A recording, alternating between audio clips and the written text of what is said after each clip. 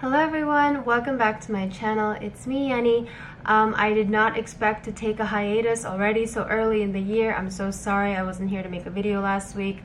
Whether you believe me or not, one of my cats actually bit through my computer screen, so I didn't have a computer for a week, so couldn't edit any videos. So 2019 is starting off kind of rocky, but it's okay. I got the computer fixed. I'm back to make another video for Mental Health Monday, and as you can see from the title above, this week I really wanted to talk about the concept of weaponizing mental health. This is a video topic that I've wanted to talk about for the past few weeks actually, and what really sparked my interest in this topic is the Twitter feud that happened between Ariana Grande and Kanye West.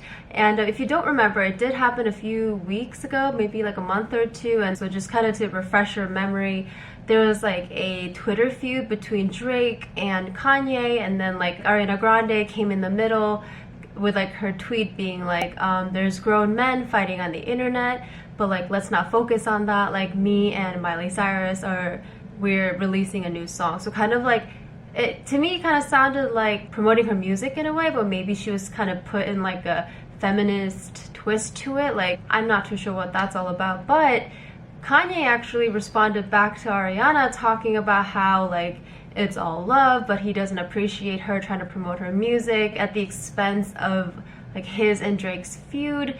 And like, long story short, that led to Kanye going on this really long like tirade on Twitter talking about mental health and how it's really hard for him to be a public figure with like a disorder, and people keep trying to come at him, things like that. And oh yes, and Ariana Grande's ex-fiance Pete Davidson, man, that guy, I feel so much for him because I can't imagine what it's like to be thrown into the public eye like that. Like, yes, he was a public figure, he was on SNL from what I've read, but he was the boyfriend slash fiance of like this huge figure in pop culture, and especially as someone who has borderline, I cannot imagine how difficult that attention must have been for him. Not only just attention in general, but the negative backlash that he got just for being in love with someone who happened to be really famous. Anyway, you know, it's like, obviously you don't know the guy, like I'm a stranger to him, he's a stranger to me, but as someone who kind of knows maybe a little bit about what may go on in the life of someone who has borderline personality disorder, like even if you don't have a mental health disorder, I think like the paparazzi, being in the public eye must be so stressful.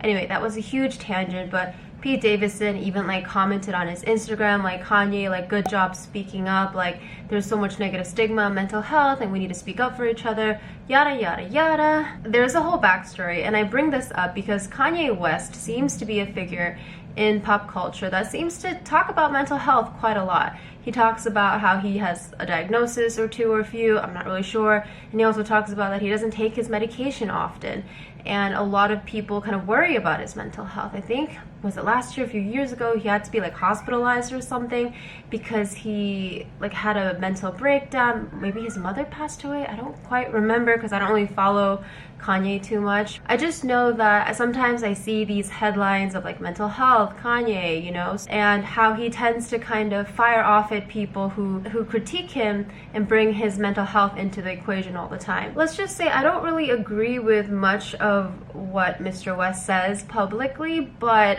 he's a very interesting figure because of his willingness to talk about his mental health in such a public setting, aka Twitter, most of the time it seems like. So the good.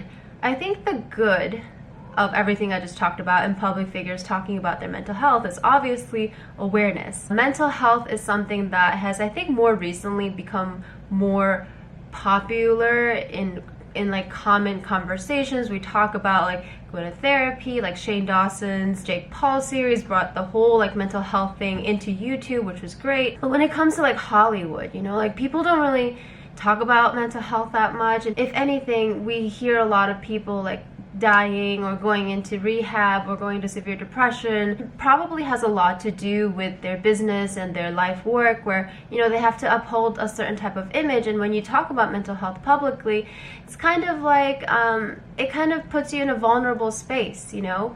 But I think more recently with like Twitter, Instagram, and more of social media, and more of this emphasis on authenticity and like celebrities connecting with their fans, there's more space for these Hollywood celebrities to be more honest and vulnerable to their fans and to the world, really. So Kanye talking about his mental health, the good is the awareness. We can talk about mental health, kind of talk about like medication, like that. Yes, like if you have a mental health illness, some people might be prescribed to take medication, and oh, if you don't take medication, what can happen? So he could kind of get people to become more curious about mental health and what it's all about, and oh, celebrities are just like people. So yeah, more people talking about mental health, more people becoming more curious about mental health. It's all fantastic. Oh, hi Chai. Now, the bad. When I say the bad, in Hollywood, they say publicity is always good, right? Positive or negative, getting people's attention is good.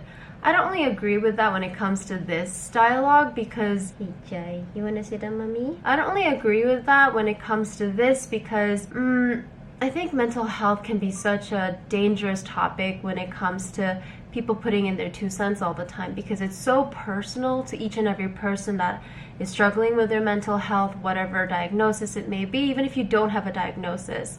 We talk about our physical health pretty easily, but when it comes to our mental health, whether it's cultural stigma or whether it's being perceived as being weak, lots of people like to comment on other people's mental health, you know? So it makes you question sometimes when public figures like Kanye talk about their mental health. Okay, let's say Kanye. I know there are other celebrities who do talk about their mental health, but just focusing on Kanye today, if you hear my nose getting clogged, it's because there's cat hair everywhere.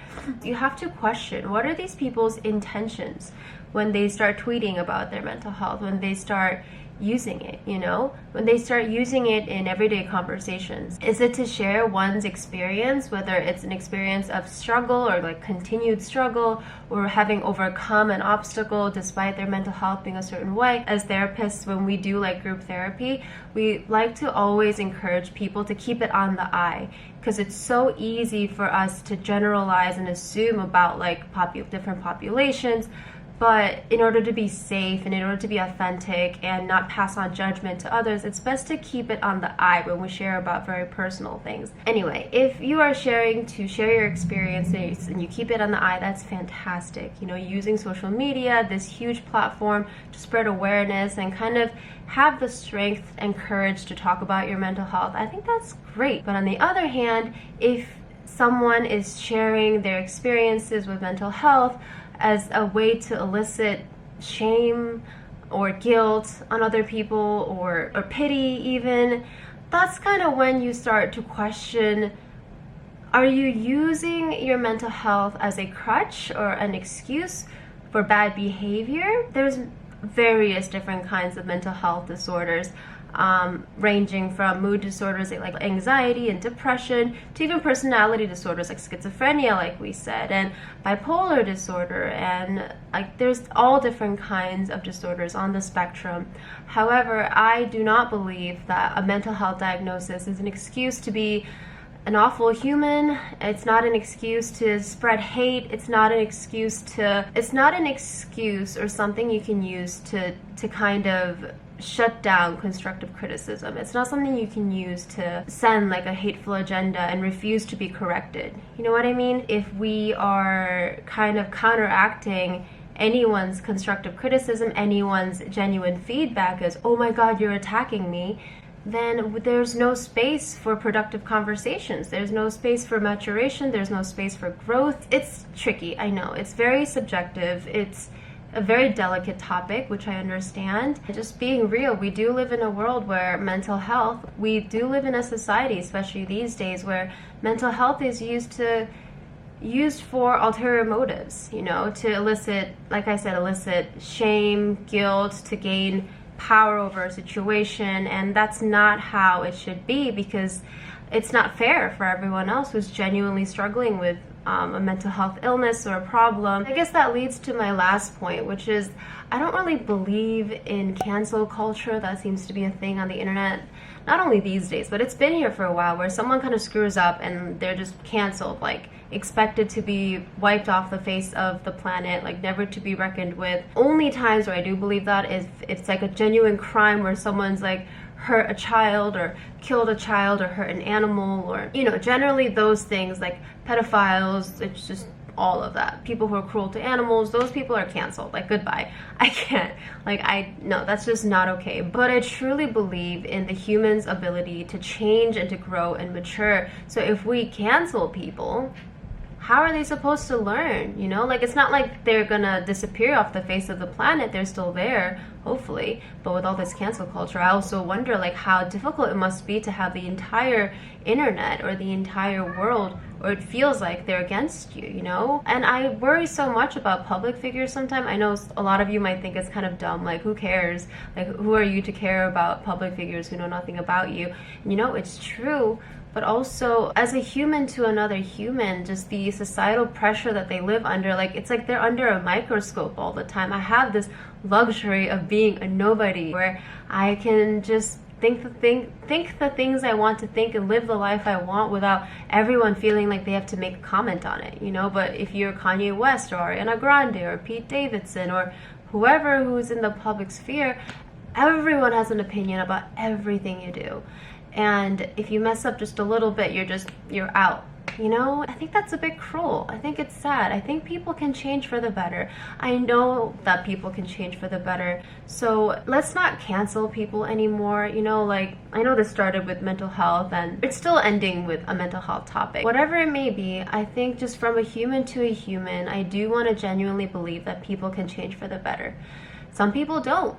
And that's that, you know? But, like, it's unfair to not give them the opportunity or the chance to change and be better humans. So even if some people might believe that Kanye West is bringing, like, bad attention to mental health, I'm so glad he's talking about it, because I'm making this video thanks to him, you know? And we are talking about it, but I hope that it could encourage everyone to do your own research, you know, instead of just taking his word for things.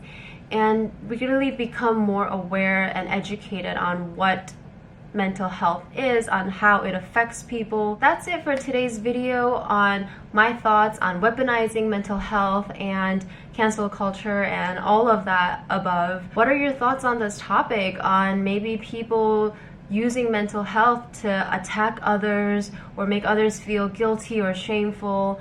And even on cancel culture, I know on YouTube there's a lot of that happening. Please let me know what your thoughts are. Thanks for being patient with me as I was frantically trying to get my computer fixed. I hope you have a wonderful, wonderful day. I'll see you in the next one. Bye!